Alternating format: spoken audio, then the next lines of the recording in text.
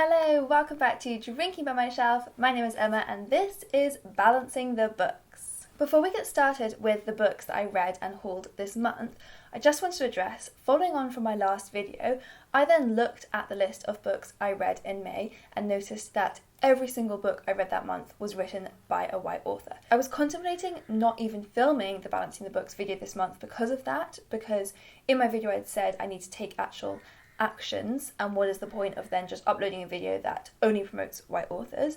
But on the other hand, I then worried that isn't being transparent about where I am and where my feelings are and where I need to grow to. So I don't know the right answer, I don't know if I'm doing the right thing, but I have decided to go ahead and upload Balancing the Books. But I just want to address that yes, let's notice all of the books on this list are by white authors, and that's not a great place to start. I also just didn't read that many books at all this month compared to my usual. About half of the books that I did read were all in one day for my 24-hour readathon, so outside that I've just been in a bit of a reading slump. Oh, also, there are flies buzzing around my room. It was really muggy, so I opened the window and now I've got there's one right there. There's so many flies going around, and if you can hear that noise and it's really annoying, I'm very sorry. Go away, fly! I'm trying to film. Who invented flies? If you're new here, Balancing the Books is the game where I add up all the books that came onto my TBR, minus all the books that left my TBR, and try and balance the books, get that number to 0. Or preferably, actually get that number to go down every month. I started May with a TBR of 42 books.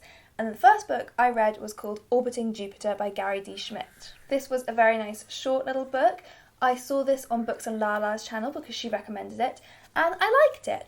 I think overall I gave it a 3 out of 5 because I did find, especially towards the end, that it was a bit too deliberately emotionally manipulative for me, and I always resent it when I can tell that I'm being required to feel a certain way. But it worked. It was so sad and so moving. So this is about a young boy whose parents foster a boy who has just been released from a juvenile prison. He had been sent there for attacking a teacher, almost killing her, and he's very troubled, and the two boys form this friendship. And what he didn't know before is that Joseph, who is the boy that they foster, has a baby girl. He's only, I think, 12, 13 himself, maybe a tiny bit older than that, but he has a baby girl and he is desperate to find her. And so the book is about the relationship between these boys, the way Joseph fits into their family, but also his hunt for his baby girl. And we get flashbacks into his past and how he ended up being a father at such a young age. And it is absolutely heartbreaking. I did really enjoy reading it. I particularly really loved reading the family dynamics of Joseph fitting into this new family. He also does have a biological father who does show up throughout the book. And is very aggressive, and those scenes are also very sad and scary. So there's a lot going on here. I really, really recommend it as a YA book. It covers a lot of issues.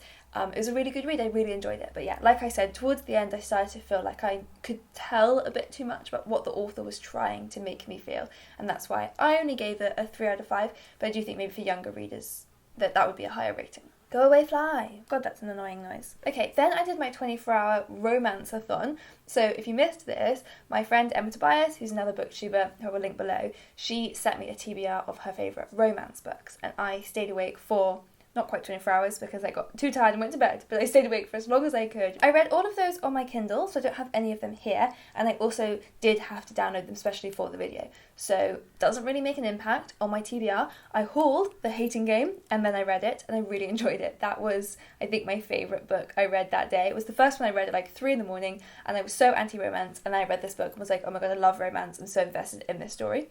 Then I hauled and read One Day in December by Josie Silver, and I did not like it at all, did not like those characters, did not care for that story. I'm kind of skimming through these reviews because I did do much more detailed reviews with my live reactions in the vlog, so I'll link to that video if you want to hear more about them. I then hauled The Rules of Magic by Alice Hoffman and read that one, and I only gave that a 3, which is disappointing because I know a lot of people absolutely love this series. So it's Practical Magic, and then The Rules of Magic is the prequel. Lots of people have been recommending these to me recently, and I actually ended up giving both of them 3 stars. I read Practical Magic last month. So yeah, they were okay. What I said in the vlog is what I still feel is that they felt more like mood boards than novels. They were really atmospheric, and I really liked that building of the world, but then nothing went beyond that for me, so I just couldn't really get invested. Then I hauled Wicked and the Wallflower by, I can't remember who that was by now because I only read the first few pages and then DNF'd it. That was so not for me, and we did suggest that one like knowing that I wouldn't like it, and I was hoping I'd be able to stick it out a bit more, but that was coming towards the end of the day and I was just tired and I just could not do it. And then the most interesting book that I read on that day was Dance Upon the Air by Nora Roberts. So again, I hauled that one and read it, so my score stays the same. And this one, I don't know which order I'm uploading these videos. I filmed a video right at the beginning of last month with my family where we did a what we read in lockdown, but I hadn't uploaded that for ages because it was part of a brand deal, so I was waiting for the right day to post it, and I still don't know if that one would have gone up before this or after this. So if it's gone up, I will link and you can click through because I actually talked about Dance Upon the Air in that video. If not, hang in there, it will be coming very, very soon, but I'll just tell you that that was a really interesting book, very much not my genre, not my type of book that I would have expected to like. And I still, I didn't love it. I think I gave it a 3, but I really enjoyed it and I really enjoyed the experience of reading something so far out of my genre comfort zone. So this was a story about a woman who was escaping from an abusive relationship and goes to live on this island and has this very cute new life she sets up where she works in the bakery, and it all felt very sweet and Gilmore Girls-esque. But she also discovers that she is a witch. And I never read stuff with magic in, other than Practical Magic and Rules of Magic, which I've just read, so apparently that's a lie, I read them all the time. And yeah, I didn't love that aspect of it, but it was fun. It was a fun combination of genres. Okay, then moving on beyond my romanceathon, I then read Saint X by Alexis Schaitken, and I absolutely loved this book. So this is about a girl called Claire who, about 20 years before, had been on a family holiday on this Caribbean island, a fictional Caribbean island called Saint X. And while they were there, her older sister, who was university age, went missing and was found dead a few days later. And 2 men who worked at the resort on the island where they were staying were suspects in her murder, but there wasn't enough evidence and they were then released. So we catch up with Claire in present day when, by a chance encounter, she is bumped into one of these men in New York.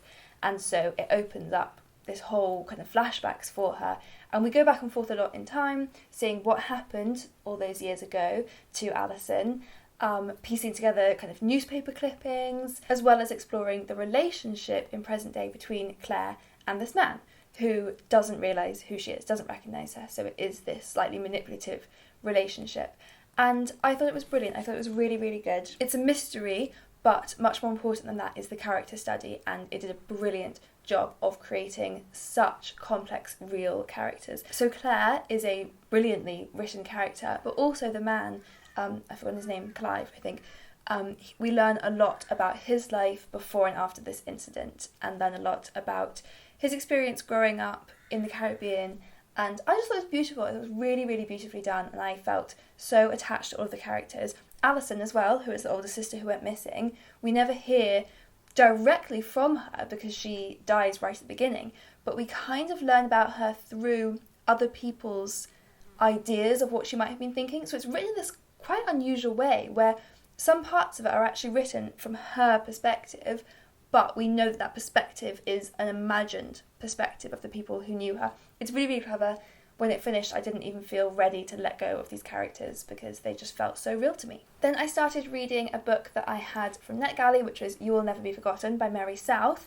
This was a collection of short stories, and I've just been really struggling to focus on reading this month overall. And short stories, I've mentioned before, are something that I struggle with particularly because I actually find starting a new book really, really hard. I like it when I'm already into a book, and reading short stories feels a bit like starting a new book over and over again.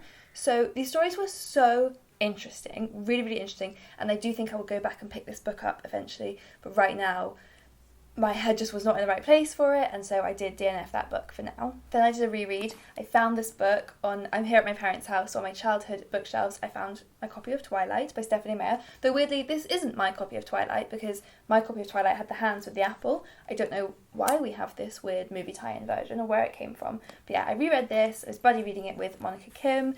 It was terrible. I was a big Twilight fan back in the day, but rereading it, it was just so much worse than I remembered. We are planning to read the whole series ready for Midnight Sun, but I don't know when we'll be reading the next one because it just doesn't feel like the right time to be reading a book that people have very rightly been talking a lot lately about the racism in it and how that made them feel. So it's possible that we won't continue with the series. If we do continue with the series, I'm not going to be promoting it or talking about that much on YouTube because it just doesn't feel right to be promoting it. I think you're allowed to enjoy the books that you want to enjoy, and if people enjoy Twilight, that's fine, but it's good to be reflective about the books you're reading, and that particular book does not need my promotion. Then I borrowed My Brilliant Friend from my mum. She actually hasn't read this one, but she had it and my book club picked it to read. You can see, that's where I am. I'm only just over halfway through. I was not enjoying this book at all. I could not get into it. I've had it like so hyped up for me, and I was finding it so boring. But then I had my book club. We all kind of felt the same, that we hadn't really liked it, but one of the girls, the only one who had previously read it and has read the whole series, talked about how good the rest of the series gets and how you kind of have to view them all together as a whole. I think the author herself actually said that she views it as one book just published in 4 parts. And from everything that my friend was telling us about the rest of the series, it sounded amazing and it made me really want to read it. So I had gone to book club being like, I DNF'd it at this point, and now I just have it on standby because I want to keep reading it. I haven't picked it up again since, but I do want to keep reading it. So that one is going to have to stay on my TBR for now because we're still in the process. And then finally, I read a book that I've had on my TBR for a while, which is Conversations with Friends by Sally Rooney. So everyone at the moment is talking about normal people. I had not read either of these books, but Conversations with Friends is the one that I had. So I read that one instead of normal people. And I liked it. I've heard people be really, really divided. Basically, everyone I know who's read both of the books has loved one and hated the other, which is really interesting because I did really like this one. I didn't love it, but I gave it a 4, and so I'm interested to know if I read Normal People, will I fit into that pattern and really not like that one? Because my mum and sister, who I'm with at the moment, both hated this one and loved Normal People. I can see why people hate this book. The characters are so unlikable. Every single character is just unlikable and unrelatable, really. And they're not unlikable in a fun way where they're evil, they're just all quite cold people, which is funny because I, in my real life, really struggle with cold people. I don't mind people who are like actively mean, but I feel like I'm a warm, bubbly person, and when people are cold and icy, I don't know what to do with that, and yet somehow I did kind of like these characters. It is kind of basically just a novel about 4 spoilt, nasty people being unkind to each other, so if that doesn't sound like your thing, then that's why a lot of people don't like this book. But I found it weirdly captivating. I found our main character, Frances, while she is very cold, and I couldn't understand being in her head really at all, I still liked the experience of trying to be in her head and seeing how someone can respond to emotion in such a different way than I do. This fly is driving me insane. I think that's all you need to hear about Conversations with Friends, because that fly is driving me insane. Oh, and perfect timing because now my battery is flashing to tell me to shut up. So, overall, I hauled 7 books in the month of May and read 10, which means I did balance the books, and more than I actually went down. But I am really, really committed in the months to come to reading more diversely and promoting a more diverse range of books on my channel. So, watch this space. There is progress to make. See you guys next time.